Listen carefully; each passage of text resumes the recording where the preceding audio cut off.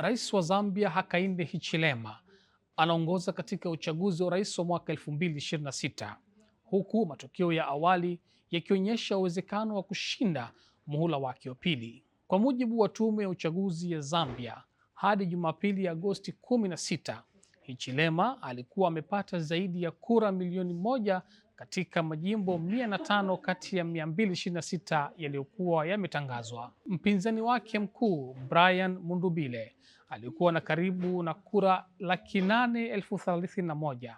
Hichilema amepata takriban asilimia 55 ya kura zilizohesabiwa huku Mundubile akiwa na karibu asilimia 43. Endapo uwiano huo utadumu hadi mwisho wa zoezi la kuhesabu kura, Hichilema atashinda katika raundi ya kwanza bila uchaguzi wa marudio. Hata hivyo, matokeo yanaweza kubadilika kadri kura kutoka majimbo yaliyosalia zinavyohesabiwa. Kwa mujibu wa katiba ya Zambia, uchaguzi wa marudio lazima ufanyike ndani ya siku 37 iwapo hakuna mgombea atakayepata wastani wa asilimia 50 ya kura. Uchaguzi huo ulifanyika Agosti 13 sambamba na uchaguzi wa wabunge na viongozi wa serikali za mitaa.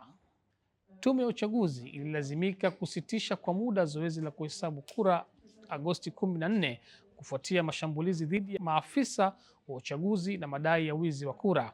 Polisi walikanusha madai ya kukamatwa kwa mgombea wa upinzani Mundubile. Aidha, Mundubile amedai maisha yake yapo hatarini baada ya video yake kuenea kwenye mitandao ya kijamii. Hichilema mwenye miaka 64 anawania muhula wake wa pili na wa mwisho. Aliingia madarakani mwaka 2021 baada ya kupata asilimia 57.5 ya kura, akimshinda Edgar Lungu. Katika utawala wake, Zambia imefanya marekebisho ya takriban asilimia 94 ya deni lake la nje, kukua kwa uchumi kwa wastani wa karibu asilimia 5 kwa mwaka. Serikali pia imeondoa gharama za malipo ya ada katika elimu na kuboresha huduma za afya na uwekezaji katika sekta ya madini.